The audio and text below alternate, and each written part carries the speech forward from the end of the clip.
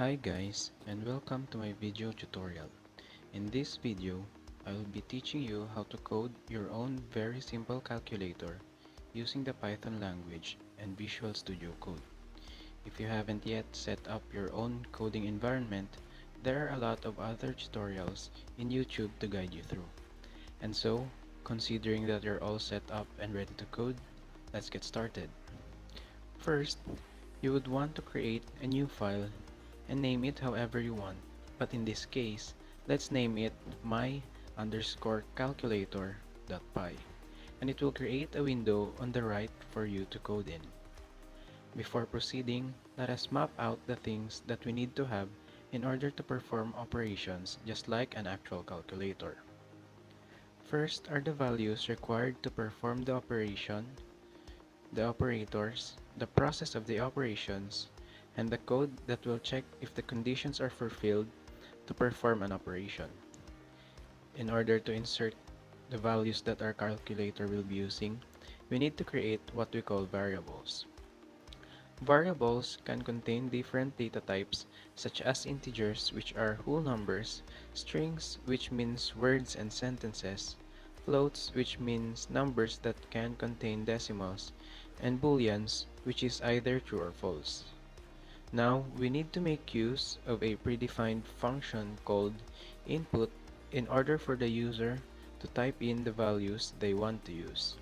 As you can see, when we run the program, we can place in whatever values because of the input function, and that will be what will be assigned to the variables.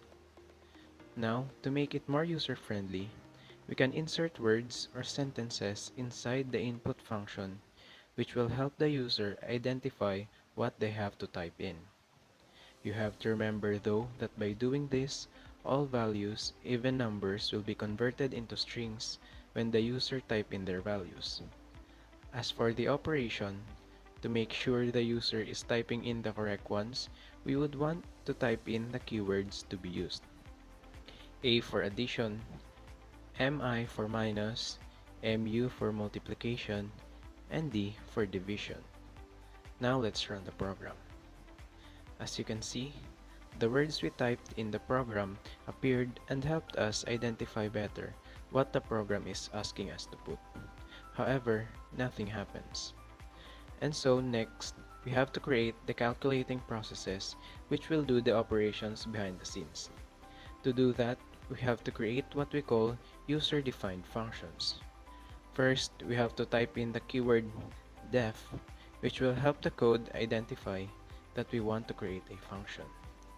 Afterwards, we name the function, which in this case is add, and then place in parentheses, which will contain the parameters.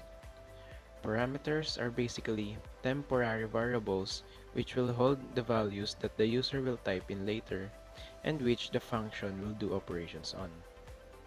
Then, end it with a colon, which will imply that we are now proceeding to the content or process of the function. Here, we should always remember to add an indentation to show that the next lines of codes will be part of the content of the function. We will simply type in return num1 plus num2. Return means that by using the function, return will set what the value of the function will be. Let's say that in the calculator, we typed in 5 for num1 and 6 for num2 and then decided to use the add function. The add function will then execute the return statement which says num1 plus num2, and so the two numbers will add.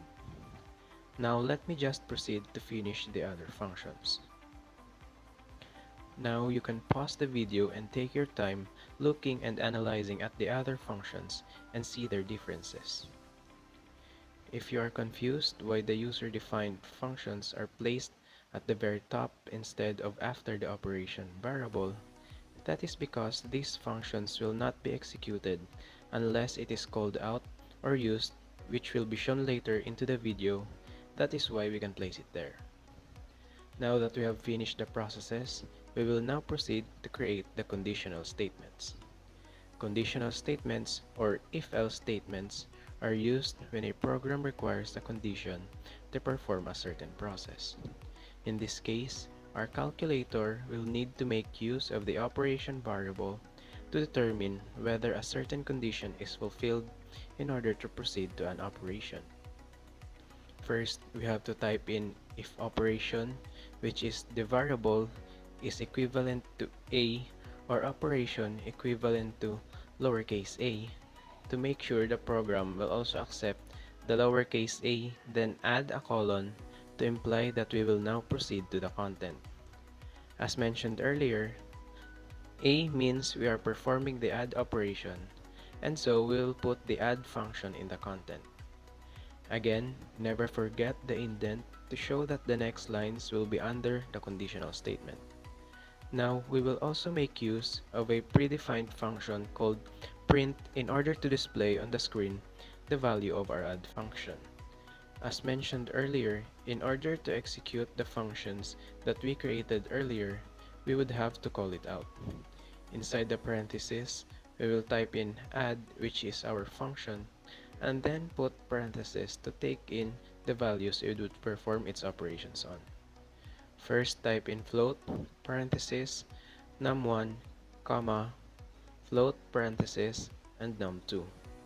Notice that we added in float in the code. Because we typed in words in the input function for num1 and num2 earlier, that means the values that will be contained within the variables are considered strings. In order to convert them into floats or numbers that can contain decimals, we have to type in as shown. Now, the function add will perform if the user will type in a as the keyword for the operation, and so it will add the converted variables num1 and num2. Next, if the first condition is not fulfilled, that means we have to create another condition for the calculator to use. First, type in elif, which also means else if, and then simply copy the code in the first statement and just alter its equivalent values. If we read it, if operation is equivalent to a or operation is equivalent to lowercase a, we print the add function performing addition to the two numbers. Else, if the operation is equivalent to mi or operation is equivalent to lowercase mi, then we print the minus function performing subtraction to the two numbers. Now, you might be confused regarding the 1 equal sign and 2 equal signs.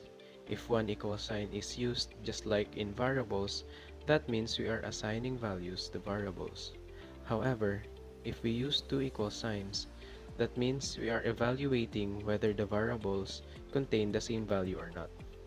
In the first statement, we evaluate whether the operation variable has a value equivalent to uppercase or lowercase a, and if that is true, then we execute the code inside it. Now let me proceed to finish the other conditions. Here, as you can see, the last line of code only contains else and nothing more. That is because we are basically saying that if all conditions that we have placed are not fulfilled, then the else statement will be executed. In our case, it will be to display that the operation is invalid. Now let us try out our program to see if it works properly. As you can see, we used whole numbers in here, but in the final output, there was a decimal point and a zero after it. That is because we converted num1 and num2 into float instead of an int or integer. Now if we use numbers with decimals, here you can see a lot of decimal numbers. If we instead converted num1 and num2 into integers, only one would be displayed and the decimal numbers would be hidden. Finally, if we use an invalid operation, the program will simply display invalid operation. And that concludes this tutorial. If you are able to follow through the whole video and manage to create your own very simple calculator, feel free to experiment different things on it and try to improve it on your own. Thank you for watching and have a nice day.